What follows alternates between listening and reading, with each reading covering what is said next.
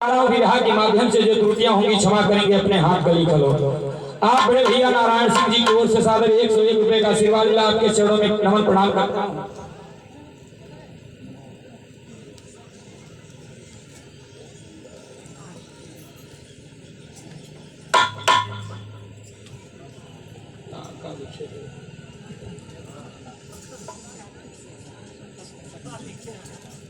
अच्छा ठीक हो। श्री वकुंदर साकेत ग्राम परसोहर एक शब्द बाबा भीमराव अम्बेडकर साहब के नाम पर संविधान के बारे में 100। अच्छा, आपकी ओर से सादर 101 रुपए का आशीर्वाद मिला। आप बड़े भैया का कहना है मिशन गीत आपकी ओर से तहे दिल से शुक्रिया अदा करता हूँ। माफ करेंगे चामे कजी जिला में हो जा अभ्यास पड़ल हो ऐसे ग्राम जिला में जब पाठ करते रही अपने गाँव में तो लेडीज का पाठ करते रही कौशल्या तारा अहिल्या कैकेयी, तो थोड़ा सा मिजाज तो लेडीसन का थोड़ा सा भाषा बोले। अब जानते हैं नाचे गावे तोड़े तान वहीं की दुनिया रखे माँ, तो सबके पाँव छूके 100 में नमन करता हूँ। ध्यान से सुनेंगे। बिरहा का शीर्षक बताया जाता है दीपक सिंह की शहादत।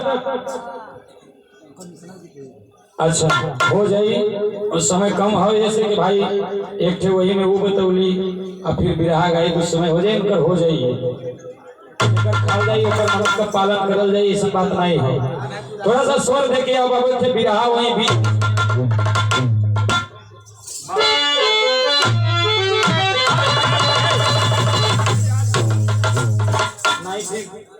बिहान 1 लीटर छटक जाइए।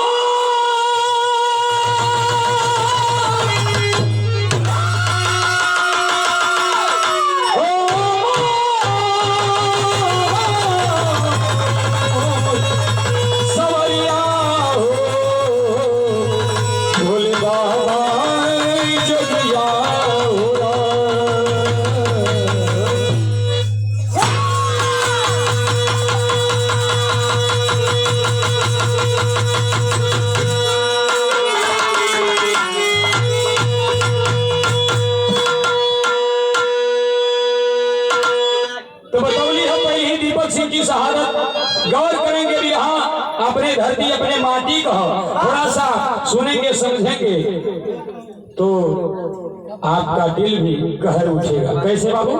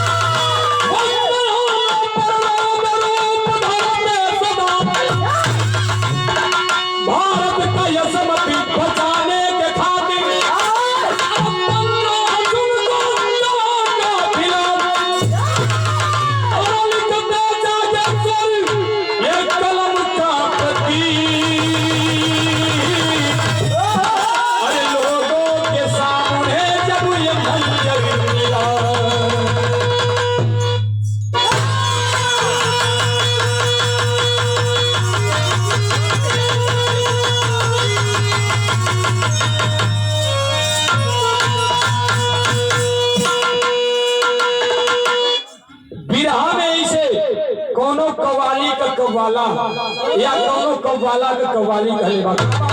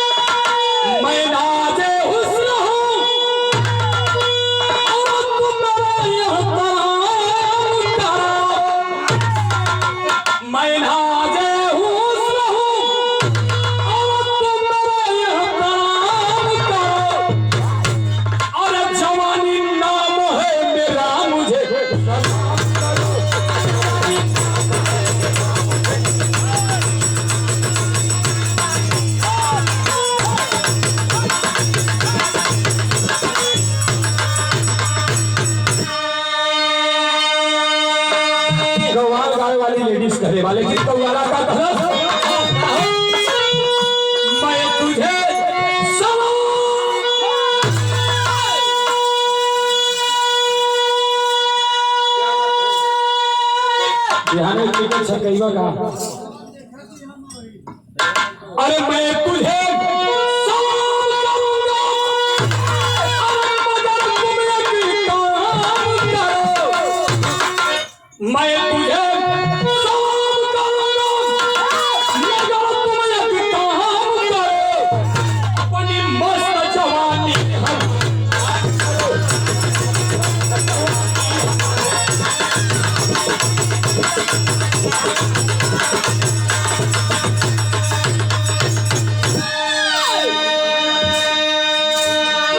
इधर गजल कव्वाल, लेकिन यही से भाव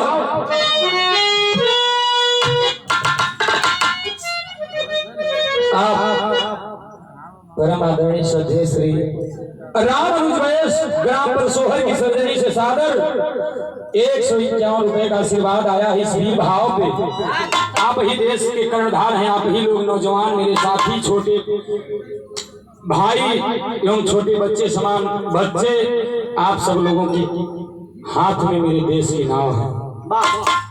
थोड़ा सा जज्बा बना के दिल से सुनेंगे तो बिरहा में खून खौल जाएगा, जहां पे करोड़ भाव है आंख में आंसू आ जाएगा। कैसे मालूम बिरहा में भाव?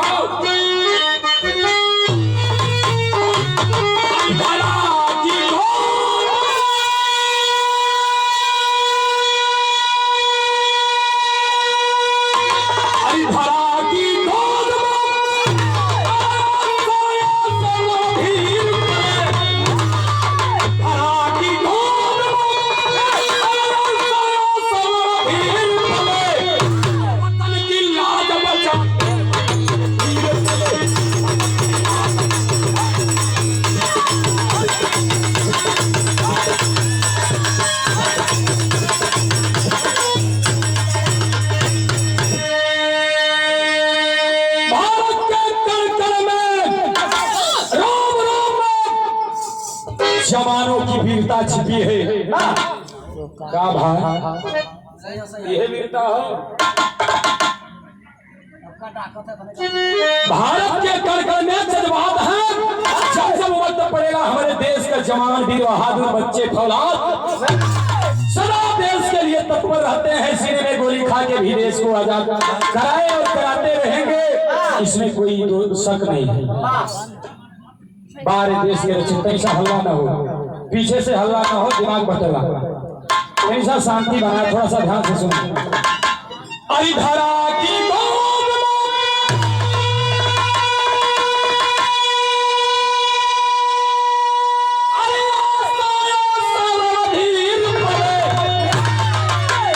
वतन की लाज बचा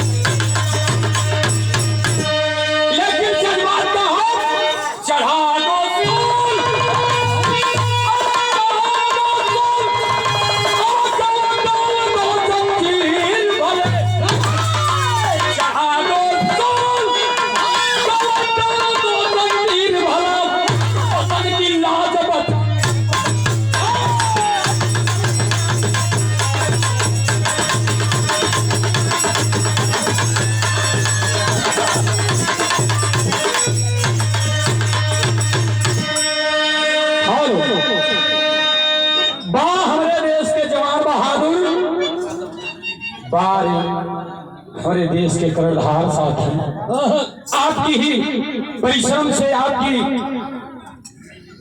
जो सीमा पे जवान तैनात हैं, आपकी करनी से ये देश स्वतंत्र है और हम यहाँ बैठ के विधा सुन रहे हैं और हम लोग गा रहे हैं, उन्हीं का देन है।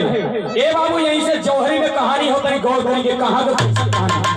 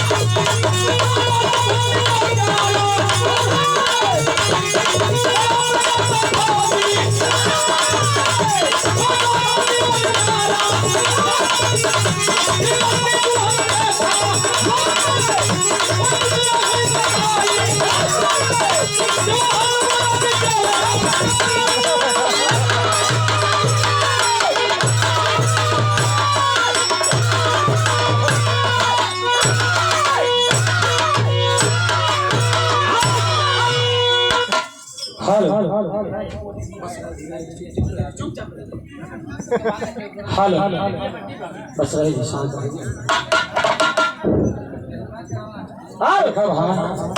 नीचे को पसीना ऊपर चढ़ेला गिर रस में गाम खरीजा चाहिए। बिरहा क्या चीज है, जो गाएगा बजाएगा वही जानेगा। भैया बदली द लिटवा हो, बदली द या भैया कजानी का होई।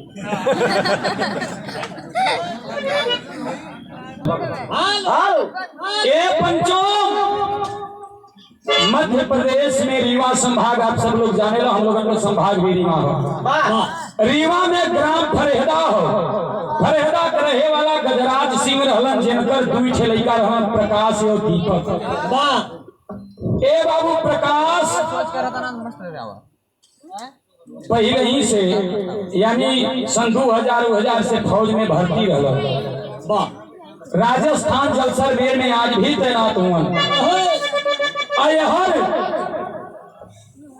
पिता गजराज सिंह, दुई लड़का प्रकाश और दीपक बड़का फौजी हो। जब बड़का फौजी बनल, जब सीमा पे गयल, बाबू मिजाज में बैठा ऐसे नहीं, ऐसे ना काम चली, एकदम ठेवनी आके बैठे। जब भर्ती भइलन, बड़का प्रकाश गइलन राजस्थान बॉर्डर जलसरवेर में तैनात भइलन। उस समय वहां का संगी साथी पूछे लगलन, का हो बड़का भैया, तो हर परिवार कैसन हो, तो हरे घर में के हो, के महतारी बहन बिटिया भाई के बा। बड़का प्रकाश बतावत हूँ, बिरहा में गीत लगल, गीत उहे बा जो आज भी परंपरा हो गए। माटी का धरोहर माई बहन लोग जब कजरी गावे चल रही सावन के महीना में, उस समय वहां का देवी देवता मनावेली। कैसे बाबू, उठा के बजा के हम माई बहन लोग जब गोल बना ले हैं, तीन ठे हाथ हंस जोड़ ले हैं, तीन ठे मोबले से घुमर के गावे लगे हम, तो वो समय गए हैं कि ये थी आका थैया भुइया, अरे ये थी आका थैया भुइया धारा मारो, ये थी आका।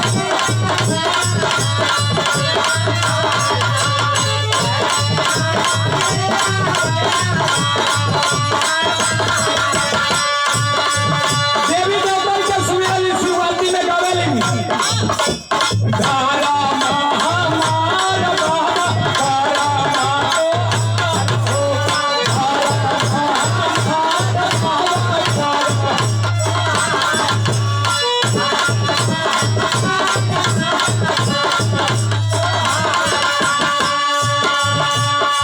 गीत रहा बतौली है ओकर हो रहे तना बा मतारी भाई इतना गीत गावे ली, इतना जोड़ के नीक नीमन गावे ली, इतना सुंदर भी लगेला, ओकर जोड़ा नहीं बा, जितने बखान करो उतने कम बा। लेकिन हर गजेंद्र अपने साथी से पैसे बताओ तुम का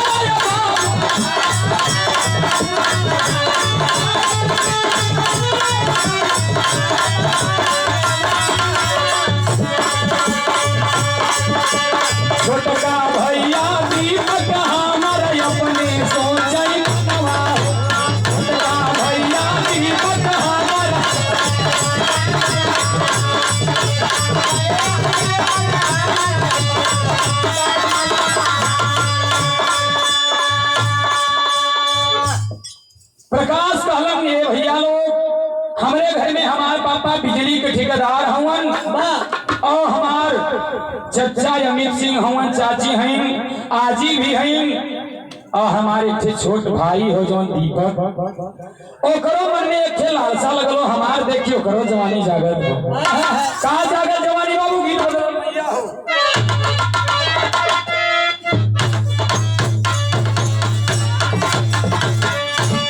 आपका दिक्कत है खरक जाए नीचे वाली से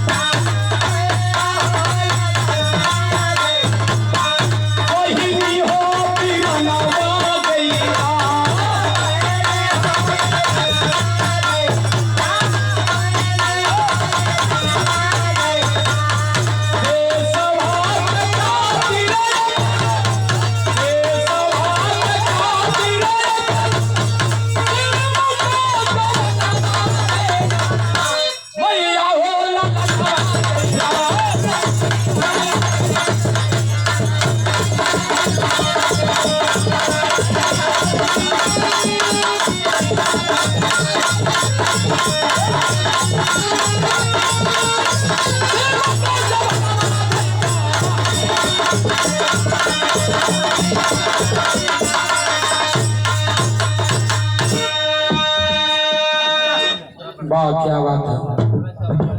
आपो गिरे हुआ का कहल जाए शायद 9 दिना के एक दिना में निकली भरी कोनो बात नहीं। भाव में दीपक सिंह के दिल में का जगल हो, अरे दिल पे यार मनवा जागल,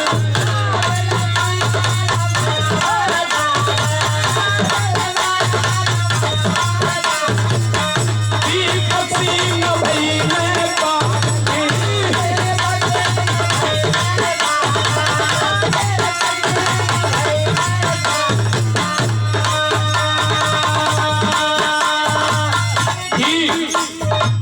सागर 51 रुपए का आशीर्वाद बड़े भैया श्री हीरालाल आपकी नातिन छोट बच्ची मधु की तरफ से सागर 51 रुपए का आशीर्वाद मिला बिटिया को।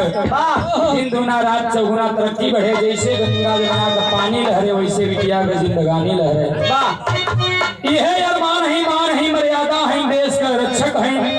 बतावल जवा नारी का कई रूप होला, जब जैसन वक्त आवेला तब तैसने उतारे बन जाले। अच्छा भैया का दीपक के दिल में अरमान जगत हो, का अरमान जगत हो, अरे दिल में यार मनवा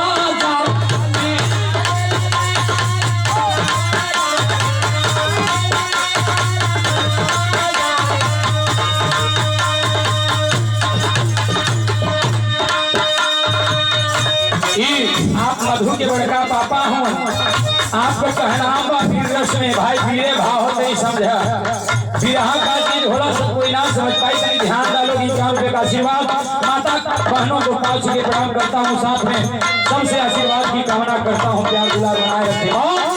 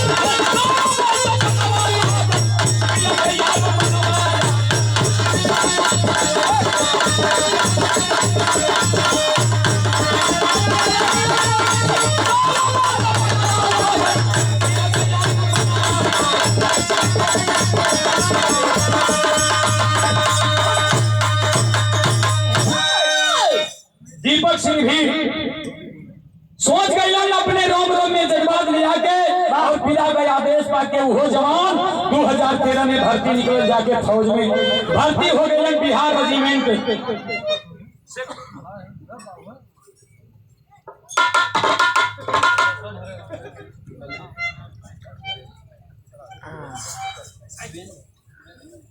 आप भैया वीरेंद्र भैस आपकी ओर से 51 रुपया हो जाए वो माफ करेंगे देवेंद्र भाई।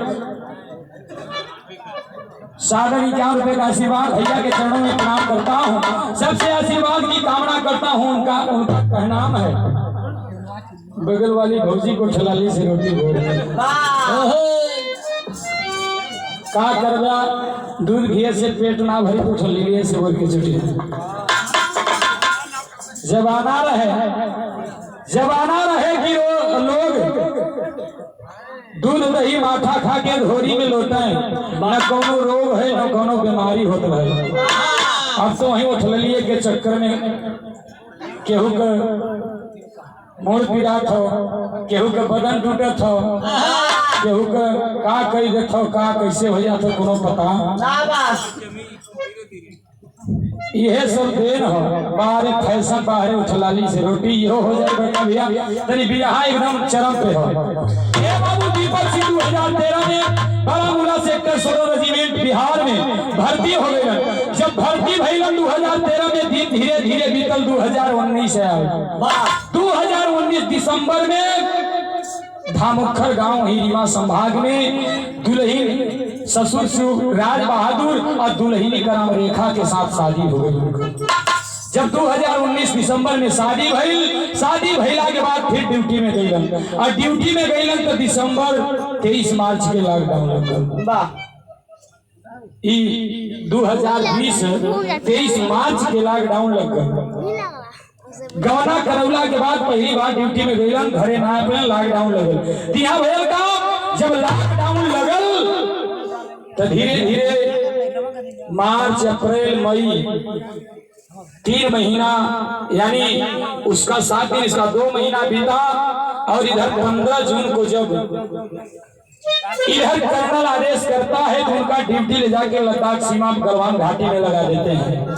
जब लगाए लद्दाख सीमा गलवान घाटी में उनका ड्यूटी वही समय चीन का कुछ गद्दार लोग कुछ सैनिक लोग भारत के सीमा में घुसे कर साजिश रचत रहलन और धीरे धीरे कुछ आपस में बातचीत भइल तो समझौता के जब बात आई तो दोनों तरफ के कर्नल कहलन कि समझौता 15 जून को 3 बजे 2-3 बजे होगा और उसमें आदेश है कि कोई जवान कोई शस्त्र लेके नहीं जाएगा।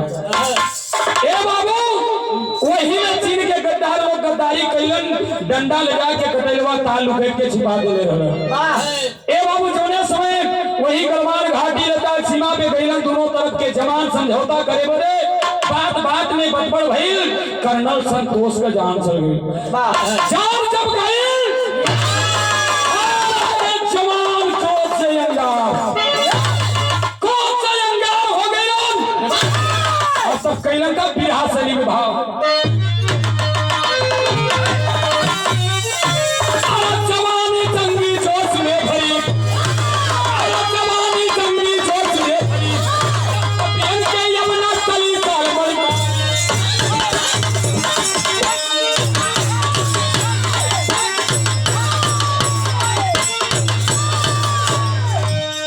दिमाग इकट्ठा रहे बिरहा हो तनी ध्यान द बाबू तनी इहो लड़का का पानी बचा तू रही लोगन का हाथ में हो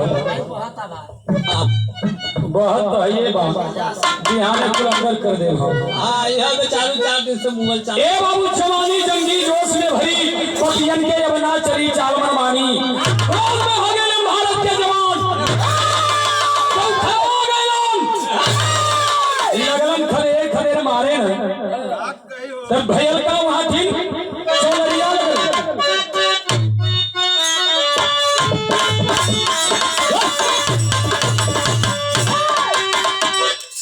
गुल्लू दादा रामदेव के अंदाज अलग अलग रहे। तब पहले गुल्लू वाली बताओ थे अरे पापा हमें बुलाओ वही पानी क्या बहाना वाले सजनवा ऐसा लाई समनवा यही के नाम पे गावे अरे पारी उमर कमर चचनिया अरे पारी उमर कमर चचनिया यही गई हुई अन्ना कोई का झूले झूले अरे पारी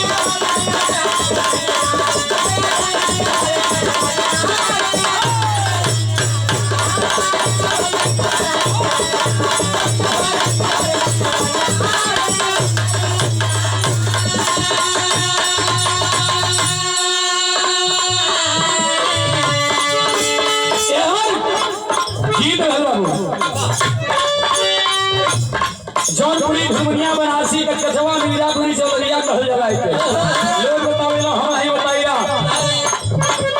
रामदेव उल्लू गा के गई धरोहर रह गलवा उनकर छाप रह गलवा तब देखा अरे चिड़ी लवाई गलवा नदी अरे चिड़ी लवाई गलवा नदी कहीं ना पाया हो भगिया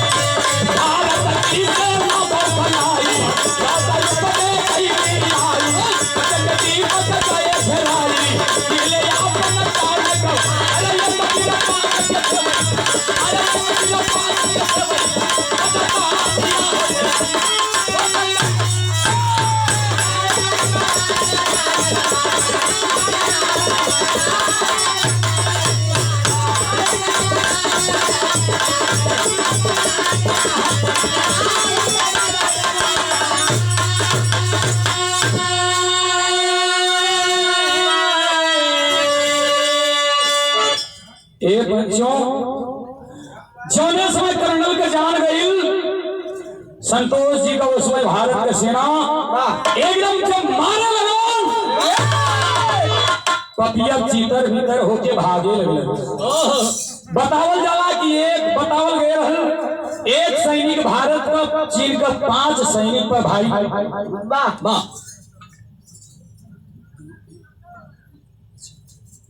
आप बड़े भैया सम्मानित श्री गोविंद लाल बैस जी आपकी ओर से सादर 101 रुपया का आशीर्वाद इस वीर भाव पे चरणों में नमन करता हूँ, प्रणाम करता हूँ, आशीर्वाद की कामना करता हूँ।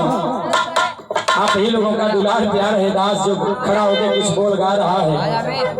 और ये होता क्या है जवान मारे लगन जब इधर उधर भागे लगन चीन वाले करीब भारत के सेना बतावल गई लगभग 250-300 चीन का सेना 750, लेकिन जब मारे लगन तीतर भीतर हो गए भाग गए पता नहीं चल वही में आगे जब सब लड़ाई शांत भई 7:30 बजे लमसम उस समय जब शांत भई लड़ाई भारत के जवान खोजे लगलन कि के सही भला कौन कौन कहाँ हुवन।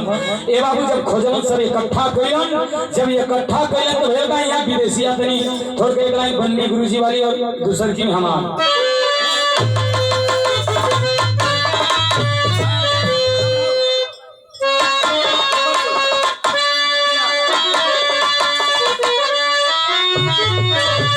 ये बाबू 2020 15 ये बाबू जुन वाली रतिया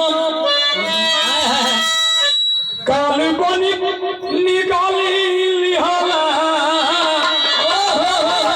20 जौन का चीनी गिया बिरहा में बतावल जाला बल्ली के विदेशिया रामदेव के चौलरिया या भीड़ भाव मानव भी गए, लेकिन देखा तनी अपन रिसर्च हो खोज हो अपन अपन थोड़ा सा आदमी दिमाग लगावला अगर लही जाई तो शेर नहीं सवा शेर है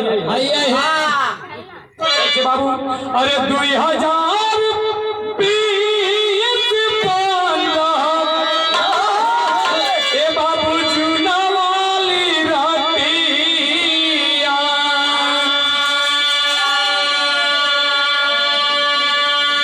अरे काल बन निकाली हमें बीस जानी का जिंदगी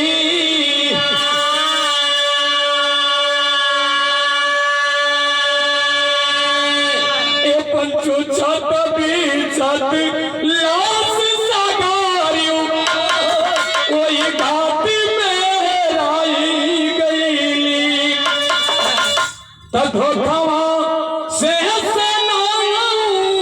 परी घात कैला पापी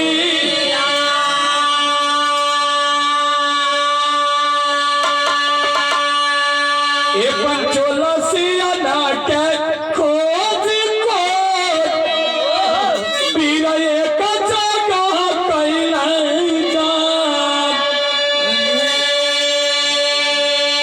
घरवा में पान साबू के कैला पौजिया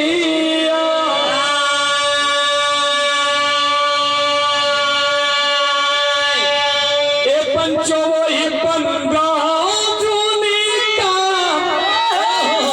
10:30 जब रात भइली ए बाबू पीता गजंदर का पकी गई ना जारी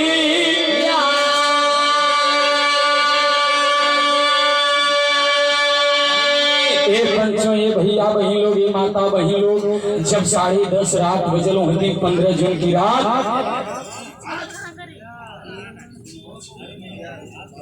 आप बड़े भैया गजाधर भैंस मौरी की सर्जनी से सागर 101 रुपए का आशीर्वाद मिला। इस विदेशिया के करोड़ भाव पे जवान सबको पास होकर प्रणाम करता हूँ। त्रुटियां जो हो जाए क्षमा करें। जवान जब एक जगह सबकी लाश ले जाके रख देला 20 जवानन का उसमें सबके फोन लगावे लगन 10:30 से रात भइल हो बाबू पिता गजेंद्र के पास फोन कइलन जवान कहला कि अब तुम्हारे दीपक सिंह इस दुनिया में नहीं है। रोने लगते हैं और रो करके ए बाबू छाती पीटते हैं और कहते हैं जब लाश गांव पे आती है तो क्या कहते हैं गीत बदल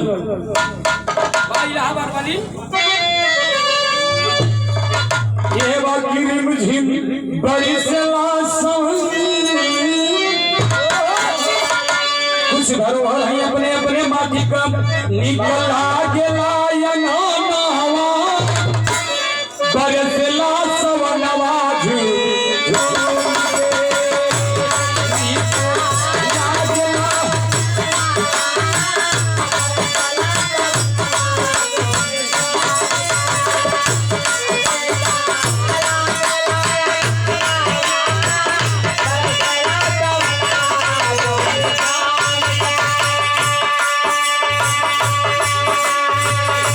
लेकिन पिता गजेंद्र रोवत अपने बेटवा के लाश लेके और कहत हो उठ के हाल तो बताई दो कैसे चली गई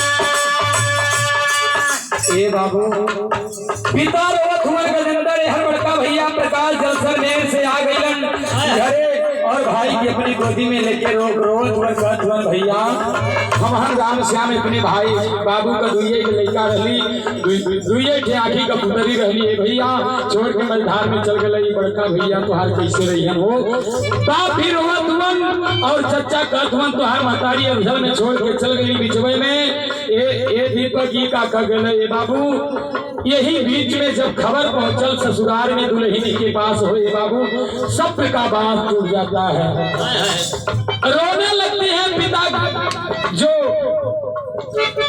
गजेंद्र शिवराज रहलन ससुर दीपक सिंह ओहो रोए लगल पूरा गंगा में मातम छा गया सब केहू रोवत बा पूरा ससुराल के लोग रोवत हुवन और इधर दुल्हनी का कहत बा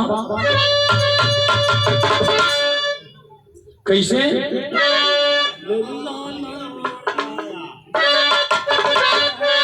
ए बाबू मिलल खबरिया था मोर नागरिया था मोर नागरिया कौआ मोर बन गइला एहर तो लोग सब रोते हुआ लेकिन पूरा गांव में मातम छाई गई बड़े भैया हरिश्चंद्र गए पर सोहर की सजनी से सादर इकराम रुपये से नवाजा गया भैया के चरणों में प्रणाम करता हूँ बाबू इधर जब गांव धमखर में खबर पहुंचल सब लोग रोवत हर पूरा गांव जवा रोवत बा एहर ससुर शिवराज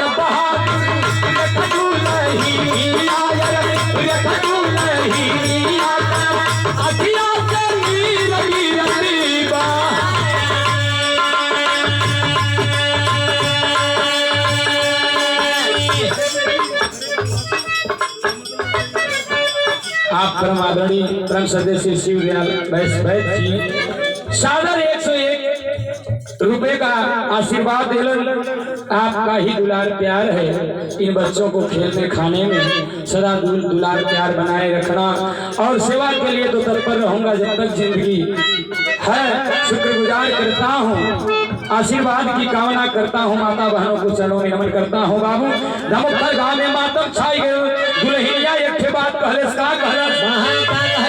कहले रहल सैया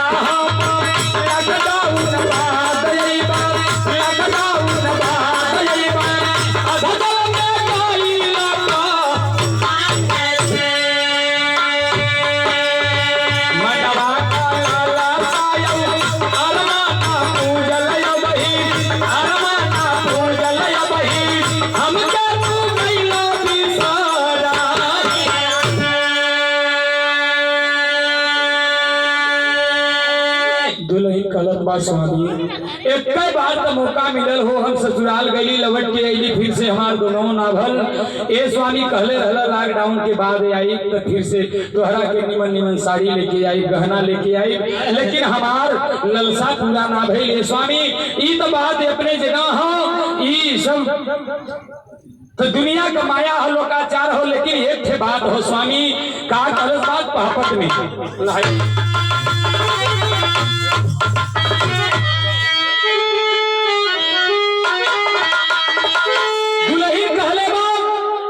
दिसंबर में बतौली है कोरोना महामारी आई 2020 में तो दुल्हनिया वहीं का बाद उठा के कहलस का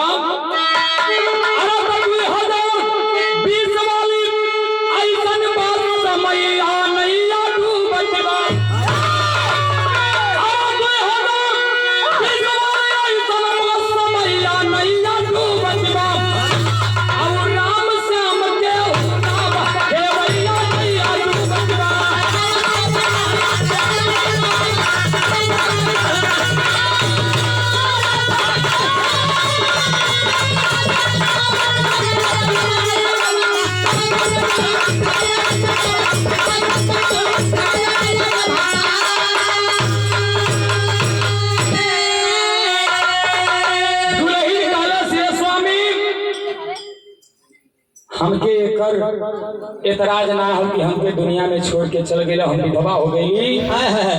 एक तो हमके ये ठेस हो कि 2020 का ऐसा समय हो, पूरा देश में मातम हो, महामारी फैलल हो, और दूसर के में हमरे गोदी में एको ठे फूल देखे ना गइल, कौनो राम श्याम देखे ना गइल, हमार नैया कैसे पार हुई ये स्वामी। कैसे अरे एक कमर कोरोना के वही नीलल नारू बच्चा रहा, और दूसरे वो चीनी पपिया बनी गई ले गद्दार रहा, लेकिन 20 के बदल 43 के कतल नटैया नैया डूबत बा, 20 के बदल 43 के कतल नटैया नैया डूबत बा, और राम श्याम के हुक्म बाटे वही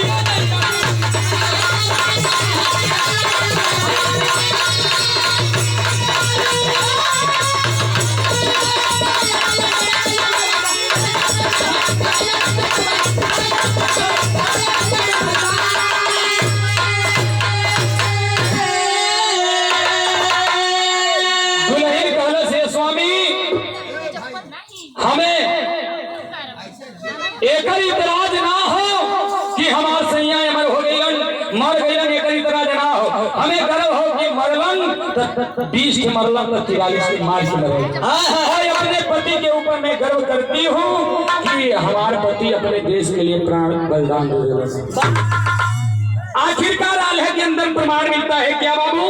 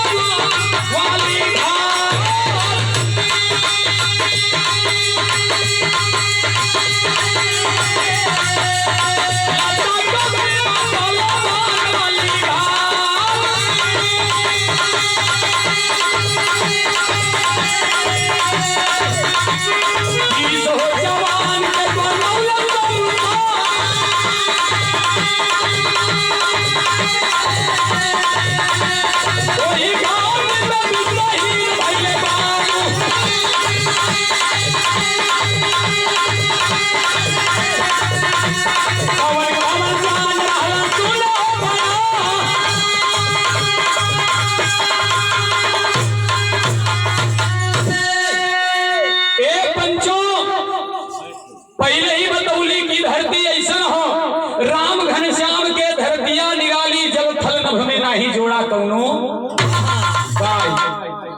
तो ये धरती पे जब जब आवश्यकता पड़ल तब तब हमारे देश के लोग, हमारे देश के कर्णधार भाई संगी साथी सदा देश के लिए लड़लन। अब का यही चढ़वले हम बाबू तरी उठा के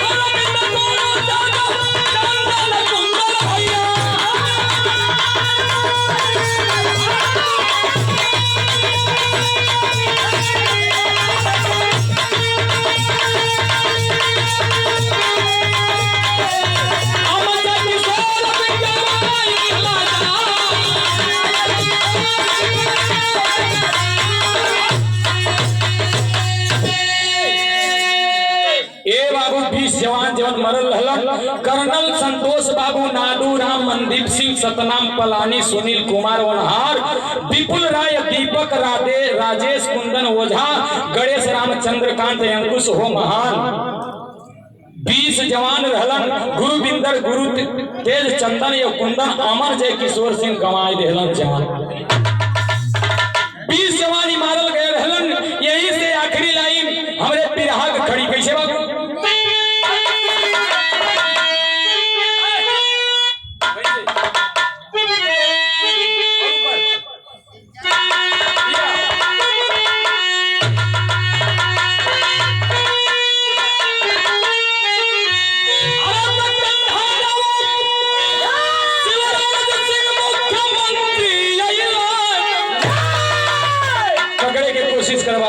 थोड़ा सा दिमाग में अपने सोच के गड़ी पूरा भिड़ा के कोनो काम कइल जाला।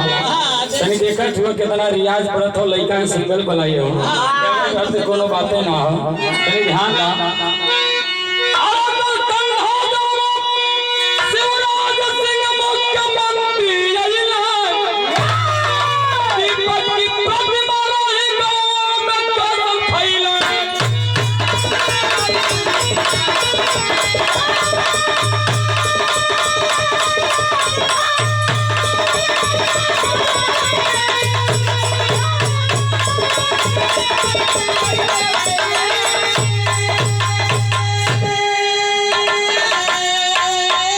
जवलसिया आई गंगा में यार शिवराज सिंह भी आ गइलन। दीपक सिंह के अर्थी के कंधा देलन, शमशान घाट तक पहुंचलन। और के गए रहल ए बाबू प्रदेश अध्यक्ष बीडी शर्मा, राजेंद्र शुक्ल विधायक हम, मंत्री बीरा सिंह और दिव्यराज सहायक हम। 22 जून प्रयाग में काल विसर्जन कइला। दीपक की प्रतिमा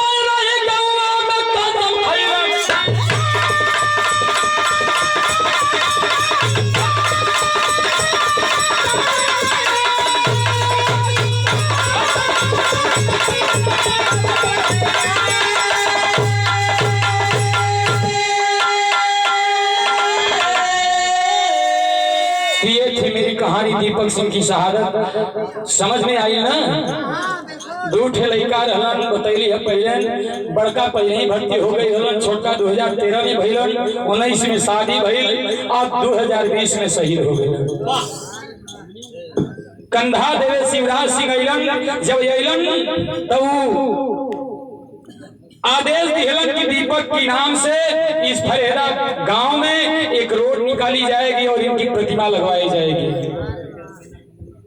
और होता क्या है 22 जून को प्रयाग में कलश विसर्जन कैलन। यहीं से कहानी हमारा अंतिम भइल। गुरु घराने अरे गुरु बिहारी, गुरु गणेश, गुरु रामलाल की साथ कथन